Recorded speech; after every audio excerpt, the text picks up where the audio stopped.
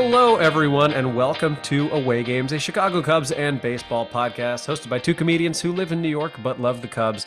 I am one of them. My name is Adam Amawala, and as always, I am here with Kevin McCaffrey, our first Baseball is Done for the Year podcast. How we doing, Kev? Oh man, did you see? I know this is an audio medium, but I involuntarily smiled really big when you said baseball's done for the year. Not a good sign. It's not a good sign when you're voluntarily running a baseball podcast. But we're so glad to have you at Away Games Pod on Twitter and Instagram and all the things where we tweet and Insta even when there is no baseball to be had. But yeah, I was for sure ready for the season to be over, and even though I did call the Astros in 6 and put some money on it, still didn't feel satisfied, by the end. Well, obviously the Phillies in 4 bet would have paid out quite a bit more, but what did the Astros bet end up paying out? Not as much as as you would think for calling an exact result and number of games out of all the possible amalgamations, but I think it was like $10 to win 48 or something. Right. So still, I mean, in fairness, I think if you asked any person to objectively say, what do you think is the most likely outcome of this series? I think the most submissions would be Astros in 6. Yeah, I think it would be Astros in 6, Astros in 5, as, it would be probably your first 2 picks, Astros in 7, and then on to Phillies things. But I was thinking about it, and I do think this series, this year's Phillies, will be one of the most sort of fondly remembered and well thought of season runners up. I think you typically don't remember runners up that much, and the Phillies, they had that brief moment in time when they were up 1-0 and up 2-1, where especially after 2-1 when they just hit a million bombs, where it was like, oh my God, are they really going to rage their way to a whatever 87 win World Series and stuff? So there was that beautiful moment, and then they got steamrolled from there basically. But I think it's not nothing to have kind of a magical run and put up a really good fight against a 106 win, really good Astros team. Totally, yeah. And I mean, I'm sure Phillies fans are disappointed, but I think even, and I know plenty of Philly fans, none of them thought this was going to happen. I mean, maybe they dreamt on it before the season began, but as they were kind of winding down the regular season, and especially backing their way into the playoffs to some degree, I don't think no Phillies fan that I know realistically thought they would get that far. Now, of course, once you actually get there, then it hurts when you don't get it done, especially after being up 2-1. Oh, and breaking news, Yordan Alvarez's home run just landed. Yeah.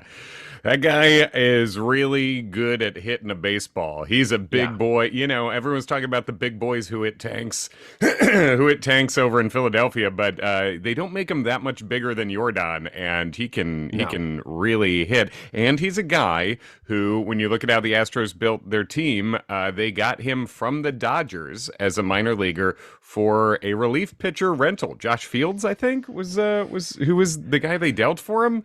So. Yeah, that's tough. I mean, that's one of those things where it always looks so much worse if you can fast forward to see how the future turns out. It wasn't quite like a Cubs giving up Jimenez and Cease. It wasn't that's clear at that time what the Dodgers were giving up. And it goes without saying that there are many deals where someone gets a useful piece to help them win a championship or go far in the playoffs for some minor leaguer who does nothing and never makes the big leagues. But that's to imagine a world in which Yordan Alvarez is on this current Dodgers team. It's what do they win, 130 games? I don't even know how much better they could be. Yeah, I mean, it would be hard for them to not. They won 110, 111 this year, something like that. Right. And I mean, that literally just Yordan Alvarez added to that team probably pushes you to the all-time. That's 116 probably. Something like that. So I think I saw a tweet something along the lines of if the Dodgers had Yordan Alvarez, they would be 142 and 20 and still lose to the Padres in the second round. Yeah, still get bounced early because playoffs are weird. But it was cool to see Schwarber out there fighting the whole time. Really, three home runs right in the World Series. Yeah, and it's interesting to see his evolution as a hitter. Where when I think when we first saw him with the Cubs and coming up, he seemed like obviously a guy with plus power, but also Hmm. was a little more of an all fields hitter. He was still pull heavy, but like he focused on he wasn't as full on into the three outcomes as he is now, but it's an effective way to live. I mean, I've seen people talking about, when Cubs fans rightfully complain about Schwarber being non-tendered because of these fake budget problems, that they non-tendered him to save $2 million to sign Jack Peterson, coming off of the division-winning 2020 and that real price-cutting offseason. I have seen some people be like, "Oh yeah, well, but he hits a bunch of home runs, but the average is bad." I don't know, man. 46 homers is good. I think if you lead the National League in homers, it's good. Obviously, he's a guy who's not afraid of the postseason. It's just these Right. Phillies showed I think the human element of having stars and top level players in the postseason. Guys who aren't scared of the moment. Guys Hmm. who and obviously like Schwarber is. No one's really less scared than that guy in the postseason. Obviously, dating back many Right. years. So. And it is, yeah, yes, the batting average is not great, but like to try to characterize Schwarber as Joey Gallo is just Mhm. not reality. No, it's not, and even like Gallo brings more defensive value. So it's just like Right. there's a lot of ways to to measure these guys, but Schwarber's a really valuable player, and he played really well in this World Series. And Bryce Harper had a great postseason run too. So yeah, good showing out there, Phillies. And I think in terms of since we're primarily a Cubs podcast, I think these Phillies sort of comp most easily to like the 2003 Cubs, right? Who we weren't Right. really expecting to make a World Series run, and then like really got the Hmm. whole world behind them and just fell short. Well, but speaking of Cubs teams who fell short, Yeah. in Dusty we trusty, he Yeah. finally did it. If there's any silver lining, it's apparently Dusty's toothpick is going to the Hall of Fame. Did you see that? No, I didn't, but is that I Yeah. believe it. Yeah. Yeah, and I guess there was some video of him like recording the final out in his scorebook, like as the ball was in the air, that's like a kind of a cool moment. That is cool. That's a cool image, and I have mixed feelings about Dusty, who Right. also in the world during the World Series at some point managed to make a reference to some journalist that he has Bill Cosby's phone number, and it's just like, what are you doing? Don't make me feel gross about you right now when I'm trying to talk myself into this is like the one like I'm trying to talk myself into, well, at least Dusty Baker, who even though I don't think he's the best manager, and he Right. obviously there's his Cubs time came with some highs and some very long lasting lows. Right. He's a guy who's been around in the game for so long. So many people say he's a good dude, person to person. So I was trying to talk myself into at least he got a win. Hmm. And it's like he manages to make you feel gross about that even. So I mean, in fairness, being friends with Bill Cosby would be one of the only explanations for always wearing black medical gloves at all times. yeah, that's true. You got to keep yourself safe, my friend. Yes, it is. I do appreciate that he's stuck with that. I feel like Yeah. that started during peak COVID beginning Hmm. times, and now he's a glove guy. So whatever. Yeah, Um, and he's donating his toothpick to Herschel Walker. yeah. Yes. Dusty just he was the only guy cheering for Ted Cruz as he went down the parade road. Did you see any of the Oh, Houston I Astros certainly parade? did. Yeah, Yeah.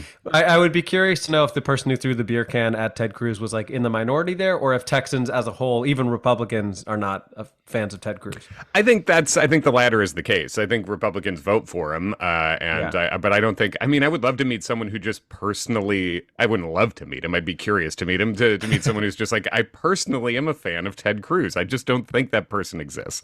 Right. So yeah. Also, does he have any affiliation with the Astros other than being in Texas? Like, why does he get to be part of the parade? What did he do? I think he's a guy who shows up. He's sort of the postseason only Marlins man of Houston. I think, Right. where he just becomes a visible Astros fan in the playoffs, I think is a thing he's done. And I guess it sort of fits his political ideology to be like, we're, the Astros are cheaters and we're caught cheating. And he's very proud to sort of play that angle. So Right. I don't know. He fits to me as as an Astros fan, I think. But yeah, it was interesting. Yeah, and there are plenty of fans like that for Cubs games, Yankees games especially. Like, I mean, Spike Lee, great Knicks fan. I don't know that I've ever seen him at a regular season Yankees game. That's that's true. That's a good point. It's sort of like LeBron in the playoffs would always be showing up for the other teams, like in obviously in 2016 he did that. Yeah. Oprah with the Bulls, like Oprah would be put herself in the most visible seat and just do everything she could to get on camera during the NBA Finals. Meanwhile, Gene Siskel was out there on a dirty Thursday in November going nuts at the refs about a Bulls-Bucks game. Gene Siskel, our true Spike Lee as Bulls fans back in the day. Well, LeBron actually told Aroldis Chapman not to throw that ball inside to Rajay Davis, and then he did, and look what happened. He did. He just, and no one would. People thought he was crazy at the time for saying this, and and LeBron told us this was true 3 minutes ago. We heard. So that's definitely been one of my favorite things on the internet this past week. It's I was thinking about this. So in a week where like, is Twitter going away? I mean, I've lost hundreds of followers just from being, people leaving the platform in the last few days, in the last week. I'm like, this is what Twitter is good for, is when LeBron, like everyone notices that LeBron just lies for no reason about bullshit and with nothing to gain. It's so strange. Yeah, he's just casually sitting there like, yes, I've always said about Malcolm X, ... And it's just like, what are you talking about? Yeah. And him getting like really accurately and interestingly roasted by a whole Twitter sphere is like, this is what Twitter's supposed to be. None of the other bullshit. This is great. Yeah, for anyone wondering what the hell we're talking about, the rapper Takeoff, who's a member of Migos, was shot and killed in Houston, which is very sad. But yeah. LeBron, during a press conference, was talking about how upset he was, and specifically referenced like, I told everyone that Migos was going to be huge in 2010. Like, they weren't even a group that had released a mixtape until 2011.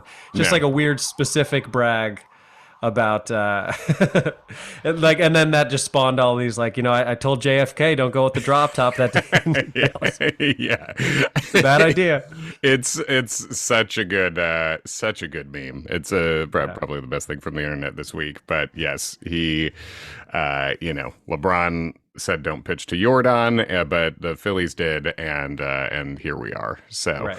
Any other, before we do a Cubs, some Cubs news stuff, any other World Series thoughts, vibes, feelings? Not really. I mean, I think like the vast majority of baseball fans, I was rooting for the Phillies and would have loved to see them stick it to the Astros. But yeah, I think you're totally right. It's a little bit like, let's say the Cubs had gotten to the World Series in 2015 and then just lost to a better team, not in any sort of dramatic way, but just like got there and lost. Yes, it would have been very disappointing, but you're still like, wow, I would not have thought this would have happened a few months ago. So this has been quite a ride. But right. Yeah, nothing other than I still don't like the Astros. I'm willing to acknowledge that they're a really good team, and regardless of whether or not they're cheating or there's any impropriety going on, I still just like don't like them. I find very few redeeming people on the team, quite frankly. Yeah. So, and Jason Stark, who I normally like, he tweeted, "They'll never stop being the team people love to hate, but only 5 players remain from 2017. They've changed managers and GMs, and baseball changed the rules because of them. So, face it, America, the Houston Astros are one of the great teams of modern times." Nonsensical, because this first point is you shouldn't hate them because only 5 players remain. They've changed managers and GMs. Yeah, that wasn't really their choice, really. It's like you can't give someone credit for like guys being booted out of the. Yeah, and I think you responded like, so what exactly are you saying? What are you saying? Because you're saying they're they're one of the great teams of modern times. Well, you just told us that it's not the same team and it's not the same organization. That was the whole point of the first half of your tweet, Right. Jason Stark. So you can't tell us it's you can have one or the other. Are we counting it as sort of like one dynasty run? Because if so, that includes everything that came before. If not, then it doesn't, and it's a very good championship team once, So Right. So annoying, obviously there, and yeah. Yeah, I mean, if the argument is that they're a well-run organization who develops talent, I guess that's fair, and it seems to be the case. But yeah, the way he phrased it was kind of strange. But I guess to pivot to Cubs news, the first offseason that we were doing this podcast, we asked ourselves what ended up being a fairly dangerous question: what if this is the Daniel Descalso offseason? And I guess my question for you is, are you content with this being the offseason in which the Cubs install energy-efficient lights and do nothing more? Is that enough for you as a fan? Honestly, I didn't even see that they did that, and knowing the Ricketts politics, that is a little surprising. I feel like they would have struck a deal, something with Joe Manchin, and managed to shovel coal into their lights or something to keep them. So that is, I guess, something of a pleasant surprise. Man, it's hard because I hate when people talk about the signs that the Cubs will spend, because that makes it sound like, ooh, baby, we're really going for it. Look out, here comes the Cubs turning into the powerhouse they should be, when it's like, fucking law of averages. You got to spend sometime, and they haven't in a while. So yeah, they probably will spend. We've seen they've rescheduled the Cubs convention for the first time in a while, which means, yeah, they'll probably spend on somebody. I'm looking at, so one thing that came out this week is some of the free agent contract projections. So Willson Contreras just was offered the qualifying offer, turned it down, which makes sense. The projections I've seen for Willson Contreras from Kylie McDaniel at ESPN was 3 years, $45 million. The Fangraphs. That's it? Yep, the Fangraphs median, which Fangraphs has been pretty close to this, like crowdsourcing the numbers. They've had pretty good accuracy over the years. Fangraphs has him at 4 years, $70 million, and one of the Fangraphs writers pegged it more like 4 at 80. Those are all numbers to me that are inexcusable to not have Contreras here. And as we talked about Kyle Schwarber, we mentioned Willson Contreras, Anthony Rizzo, Javi Baez, Chris Bryant, as we know, all these people. Just watching the unique inability to lock down anyone from this front office has me sure that they'll spend on someone, and completely not optimistic about that it'll be enough or justifiable. Yeah. If they don't re-sign Contreras, which I think we're all assuming is the case, right, who do you think they would be looking at as their everyday catcher? I mean, I just don't know where to peg their ambition at, because there's been talk like, oh, are they going to swing a trade for one of the Blue Jays' several top-end prospects that they have at catcher, so, some sort of like trading from pitching depth or prospects over there to get one of the catchers, since they have a bit of a surplus there. Is that going to happen, or is Murphy in Oakland is a very good is a good catcher, but these are things where it's costing you more than money in that scenario. So that's another thing where I don't understand why you just don't spend the money that you have plenty of on Willson Contreras to lock that up and have a timeshare behind the plate like you did this year. That worked pretty well, actually. So I don't know where to peg their ambition, or whether it's just like some sort of, or a free agent signing Christian Vasquez is out there, or do they, is Yan Gomes your primary catcher this year? I don't know, but those are some of the possibilities. And the last point in this run is that if they don't, which they almost surely won't, re-sign Contreras, massive failure by this front office to get the 70th-ish pick in the draft for three-time All-Star catcher who you apparently never intended to negotiate with at any point. An absolute failure at the deadline by Jed Hoyer. Yeah, because that implies that they could not have gotten anything better than what this compensatory pick will be. And that seems almost impossible to believe. Yeah, and it turns out there was a deal that had been agreed to by the I believe the general manager of the Astros, but was shot down by ownership and Dusty Baker. That was going to be Contreras straight up for Jose Urquidy, and that was so. Which would have been something, right? That's a right. He this year he was good. His numbers weren't as good as they were when he first came on the scene, but that's a probably middle back of the rotation starter that you could lock up, and that makes sense to me. How you get that deal agreed to by a very smart front office, and isn't it weird? A very smart front office would give up a pitcher with control for Willson Contreras for a half year. That's because they want to fucking win, and they did. And then Dusty, I don't know why ownership is letting Dusty make any of these calls, but helped shut that down. How was there nothing else comparable that they had lined up? And I still think the right move would have been to lock up Contreras, but that news did come out this week. So interesting to hear what the level was. And, but hey, 70th pick in the draft, folks. Good job. Why do we think it is, though, that other teams would not be willing to pay more than like a 4 years 70 or 3 years 45? Like, is it possible that we are so in love with Willson Contreras that we're not being objective about his value? Is he not one of the top catchers available? No, I mean, he is the top catcher available. Yeah. I think there's even if you don't plan to catch him full time, or I think there's no doubt that that's the case. I just think this is where catchers are valued right now. I mean, I don't think the Real Muto contract is really out there for anybody else. I think that it's obviously the best catcher contract that's going to be had by anyone this season, and I would be surprised if anyone gets a better contract at that position until Will Smith is a free agent, maybe. I don't know. So I think we're right in that this is a top 5 catcher. I mean, value counts defensively, offensively, it all counts, and in total value, this is a top 5 catcher, and I think he'll be paid like that. And the frustrating thing is the Cubs have the space.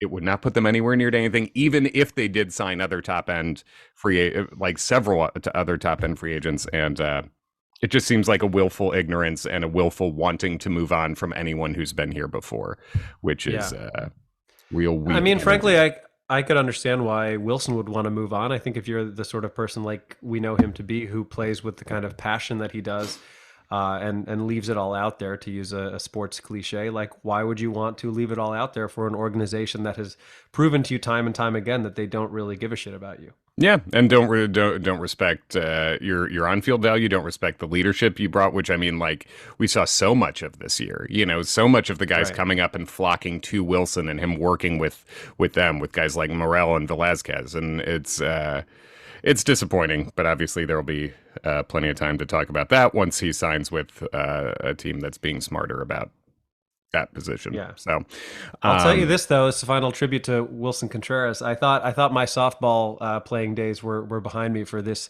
calendar year, but I was asked to fill in a league on Monday when it was still weirdly 75 degrees here, and I hadn't swung a bat since August, so I was a little rusty. First at bat, I got it off the end of the bat, flew out. Second at bat, I swung and fouled off the first pitch. And then I thought to myself, what would WWWCD, what would Willson Contreras do? I stepped out of the box, gave myself the Morel deep breath, stepped back into the box, home run. Oh, shit. The first home run I've hit in softball. That's amazing. Was it over the fence, or is there a fence? No, so it's on these fields called DeWitt Clinton, which is way on the west side, 50 something and 11th, and they're turf fields. So if you get it past someone, that thing just rolls. So I hit a right field gapper that got past the right fielder, and then it was a pretty easy home run. Oh, that's amazing! What a feeling! So he's even coaching this podcast. He's his leadership is so infectious. It has made its way to the East Coast and through the airwaves. Have you played on those fields? Do you know what I'm talking about? Yeah, when I was at Letterman, we played against the Daily Show on those fields. Oh, nice. The Daily Show is over there. So, Right. yeah, it's like The Daily Show and Lexus dealerships. yeah, it's The Daily Show. It's basically that like Comedy Central late night block because I think like Oliver might still be over there, and the Colbert Report was over there when that was. Yeah, it's a weird part of town, and then just fancy car dealerships way shoved to the coast of Manhattan. So weird fields, but yeah. So, the other Cub thing, Drew Smyly has turned down his part of the mutual option, so he is going to be a free agent. But it seems like the Cubs could be still negotiating with him, possibly as a depth piece. And I mean, that's fine. I think my opinion on Drew Smyly is very much impacted by who else we sign. It's like the Cubs' need for him is impacted by like, do they get a couple top end starters? Because you have to figure right now. Stroman and Hendricks, assuming Hendricks is healthy, are definites. Wisniewski, I feel like, Steele, Wisniewski, I would think, especially the way Wisniewski pitched for the Cubs, he's got to be. I think it's his spot a spot in the rotation is his to lose. That's how I feel. Yeah, I'm not sure. I would be very happy to see Wisniewski at the getting a chance to start. But I am curious how the Cubs are looking at it right now, because I think, as we're saying right now, with literally no signings, I do think he's in the rotation. I think with any signings, he might be pushed back to that 6 or 7 spot to begin the season, even though, the stuff he just pitched really good.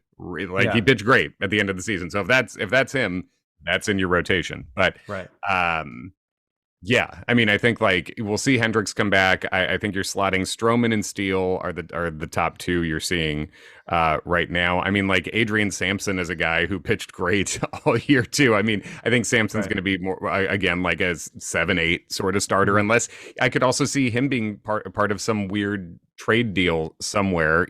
Possibly if the Cubs package him in a way to get some veteran in center field that works for now, like a Mike Yastrzemski from San Francisco. There could be some deal there, but yeah, I think I definitely agree. I would love to have Smyly back, but that can't be that can't even be your second best pitcher signing. Right. Yeah, and just a heads up to GMs, including Jed Hoyer, it is possible to sign people early. We've seen the Mets already extend and sign Edwin Diaz. I think it's $102 million for 5 years. Oh, I didn't even see that. You're breaking news to me. Yeah. So the Mets have already locked up Edwin Diaz. Apparently, Timmy Trumpets is still holding out, but. He's coming off a career year. You gotta make your money now. Those Trumpets, I would say, I feel like trumpet-based pop music has a lower peak shelf life than an NFL running back. So you got to get that money while you can, Timmy Trumpets. Now, was Lou Bega trombone-based, or was that also trumpet-based? This is a great question. We gotta band Twitter, holler at us at away games. Tell us Lou Bega's brass setup. I do not know, but imagine that using your exclusive negotiating window to keep players that help a team. I would love to see it someday. I would love to see it in Chicago, but pretty groundbreaking stuff. I continue to feel that the bare minimum for the Cubs is to sign one of the big shortstops and a front end starter, and that is the beginning of what they need to be doing. Beginning. And I don't know how confident I feel about it. Jesse Rogers, who's reporting, is not to be terribly trusted, but I don't know, he talks to some people who are involved in the game, and he was just saying that I saw him on Twitter today saying that they don't expect the Cubs to get one of the top shortstops. They were laying out the predictions for where they would all land, and again, there will be more time to go into this later, but my main feeling with that is the Cubs are the Cubs. It's time to do plan A. It's time to make a choice. What player do you want? And then get that player. None of this bullshit that's sitting around waiting for the best deal, being the last guy at your fantasy baseball auction who's just not bidding on any of the players early, waiting to snap up everybody once all the other budgets are spent. Fucking get your guy. No excuses. Pick a plan A and do it. So. Congratulations, you just spent all of your remaining budget on Cody Bellinger, you idiots. Yes. So that's what that report made me feel. Well, for anyone who wants to know a state of where the Cubs are as an organization, I don't think he would mind me sharing this, but our pal Ken Schultz shared a particularly vivid dream that he had that's Cubs related, and I feel like this might be a fun way to close out the episode. I'll go ahead and check with Ken before we put this on the internet. But Ken messaged us in our group chat that is older than this podcast has been around. Ken said, I almost never remember anything about my dreams, but I had a particularly vivid one last night, and some of the details actually stuck with me. Yesterday, I dreamt that Kevin and I had rooftop tickets for a Cubs game. Okay. But when we got there, we discovered that it was a rooftop located behind Wrigley, so it only had a view of the facade of the ballpark. Some days that's better. Yeah, it is, often. We could hear the game going on inside, but we could only see a tiny portion of the field because we realized we had just paid money to stare at Wrigley's entrance. And when we tried moving to another part of the rooftop, and we might have moved the building itself at this point, the dream was getting kind of surreal.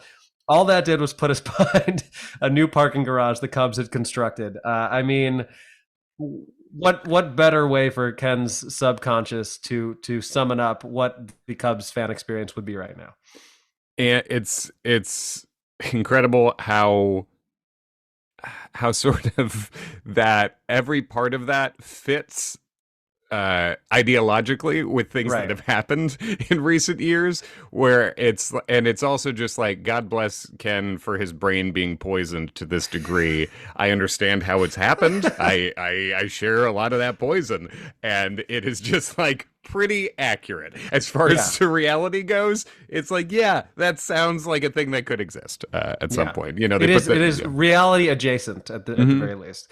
And I have to give myself a pat on the back for my response to this. I would be remiss if I didn't share this entry.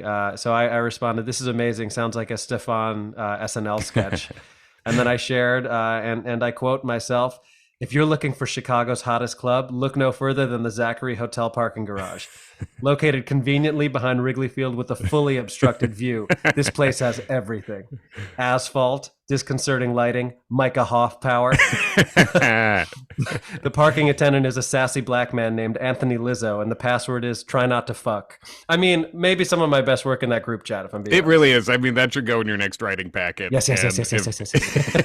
And if anyone understands it, you got the fucking job. Perfect stuff. Perfect way to end a podcast that has everything. We got to get Micah Hoff power on here, and I think we probably could. I'll holler. We probably could, but that's a fun teaser to say that we have been, as we are wont to do, sliding into some players' DMs, and there appears to be some promising stuff. So we'll hope to get some players on during this off season to talk about things. We still at some point are going to do a full Cubs debrief, which no one's looking forward to, frankly, but we'll do it. Got to do it. And I think that will do it for us. Sounds good. At Away Games Pod on all the things. We'll see you next week.